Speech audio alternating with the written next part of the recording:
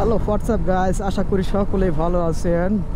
শীতের রাত্র, যদিও খুব শীত, জ্যাকেট গায়ে দেওয়া আছে, শীতের ভিতরে কিন্তু গাড়ি চালাইতে সেই একটা আনন্দ আছে, শরীরের ভিতরে একটা ভাব চলে আসে কিন্তু। আর গাড়ির গতিও মোটামুটি শীতের ভিতরে কিন্তু খারাপ নাই, মোটামুটি 72-73 গতিতে আছে। তো মোটামুটি শীতের ভিতরে একটা শরীরের ভিতরে আমেজ ফুর্তি চলে আসে আর কি, এত শীতের ভিতরে গাড়ি চালাইতে। কারণ অতিরিক্ত শীতের ভিতরে গাড়ি চালানোর একটা আনন্দ, যে আনন্দটা অস্বাভাবিক আনন্দ বলা চলে এক প্রকারের। কারণ এত আনন্দ যে শীতের ভিতরে জোরে বাইক রাইড করা কিন্তু একটা মজার বিষয়, এবং আপনারাও কিন্তু হয়তো অনেকে এরকম করে থাকেন। এই মামা আসতে বাউলি দে, এটা বাউলি দিয়ে তো তুই মাইরে ফেলাবি পুরা। দেখছেন অবস্থা, মামায় কি বাউলিটা দিয়ে গেল চোখের সামনের দা, কলজাটা লইয়ে গেল উড়িয়া, মনে হয় যেন কলজাটা উড়িয়ে গেল ওর বাউলি দেখা। যাই হোক বন্ধুরা, এটা হলো বরিশাল ঢাকা মহাসড়ক। এখানে একটু বাউলি দেওয়ারই রাস্তা, এখানে যে যার মতো করে বাউলি দিবে এটাই কথা, আর বাউলি দেওয়াটাই স্বাভাবিক।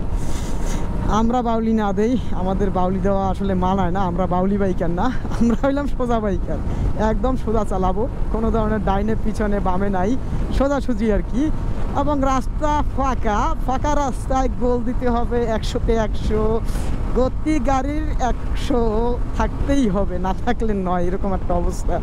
যাই হোক, আমার গাড়ির গতি এত না নেওয়াই ভালো, যেহেতু আমার গাড়ি ছোট গাড়িতে বেশি গতি না করা ভালো। যত গতি তত ক্ষতি, তারপরও সাবধানে চালাইতে হবে, গতি উঠাইলেই হবে না, কন্ট্রোলের একটা ব্যাপার আছে। এই যে বিটগুলা, এই বিটে কিন্তু চাইলেই কিন্তু হুটহাট করে গতি বাড়াইয়ে দেওয়া যাবে না, গতি বাড়াইতে হবে বুঝা আমার সিস্টেম অনুযায়ী, যে আমি আসলে কতটুকু গতিতে চালাইতে পারবো সেটার উপরে ডিপেন্ড করে সব কিছু। ওমা, আমার বাইক তো স্লিপ করলো কেন জানি না, একটা স্লিপ করলো কিন্তু বড় ধরনের স্লিপ চাকায়। ব্রেক করলাম হালকাভাবে, এত পিছলি যাওয়ার কারণটা কি আসলে মাথায় আসলো না, বুঝলাম না যে বিষয়টা। তো যাই হোক বন্ধুরা, অলরেডি কিন্তু কামিনী পাম্পের এখানে চলে আসছি। আপনারা যারা কামিনী পাম্পের আশেপাশে আপনারা আছেন, আপনাদের রাস্তায় কিন্তু আজকে কিন্তু কুয়াশায় কিন্তু কিছুই দেখতে পারতেছি না। সামনের কুয়াশা, এতটা কুয়াশা যে সামনে কিছু ভালো মতো দেখাচ্ছেই না, লাইটের আলো আপার ডিফার করে সব কিছু দেখা লাগে। রাস্তায় কুয়াশাটা আজকের একটু বেশি পড়ছে, এবং মোটামুটি রাস্তা ফাঁকা। রাস্তা আজকে আমার থাকবে, আমার রাস্তা মনে হচ্ছে যে রাস্তাটাই আমার, রাস্তার রাজা কামিনী পাম্পের এখানে কিন্তু কামিনী পাম্পটা কিন্তু বেশ সুন্দর, বেশ মানে এক কথায় বলা চলে অসম্ভব সুন্দর। এবং পিছন থেকে কিন্তু পরিবহন চলে আসছে,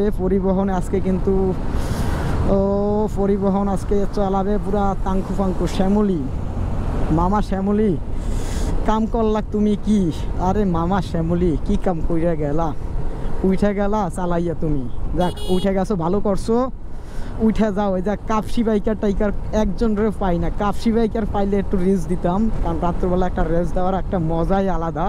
কিন্তু জোরে চালানো ঠিক না, তা আমি জানি। আমি যতটুকু আমার কন্ট্রোলিংয়ের ভিতরে সেটুকু গতিতে আমার চালানো হচ্ছে, কারণ আমার বাইকের মোটামুটি 70-80 গতিতে চালাইলে আমি যে কোনো সময় বাইক কন্ট্রোলে নিয়ে আসতে পারবো, এটা নিয়ে কোনো সমস্যা হবে না।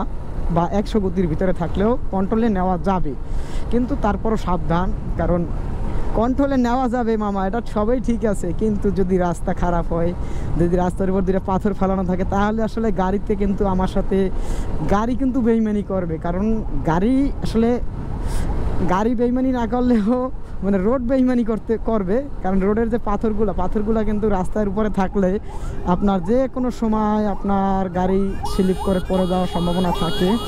ও মা, সবাই তো ব্যস্ত, অ্যাম্বুলেন্স হয়তো কোনো জরুরি কোনো রুগী যাচ্ছে, একটু আগেও দেখলাম পিছনে ওরা খুব জোরে টানছে। দেখেন আমার কিন্তু বাইকের গতি মোটামুটি কিন্তু 70-80 গতিতেই চালাই আসছি, তাহলে অ্যাম্বুলেন্সটা কত গতিতে আমার পিছন থেকে চালাই আসছে? হয়তো 100 গতিতে চালাই আসছে, কারণ হয়তো এমার্জেন্সি কোনো রুগী আছে, এই জন্য তারা একটু জোরে চালাই আসছে। আমার আসলে ভাই এমার্জেন্সি নাই, আমি আস্তে আস্তেই যাই। তো বন্ধুরা সবাই ভালো থাকবেন। অলরেডি কিন্তু বিমানবন্দর ব্রিজ পার হইলাম, রহমতপুর ত্যাগ করলাম, অর্থাৎ রহমতপুর পিছনে ফেলে আসলাম। আমার যেতে হবে বরিশাল সদরেই আমার গন্তব্য। ঘোরাফেরা বিনোদন দেওয়া যাই হোক হলো। তো বন্ধুরা সবাই ভালো থাকবেন, সুস্থ থাকবেন। আসসালামু আলাইকুম।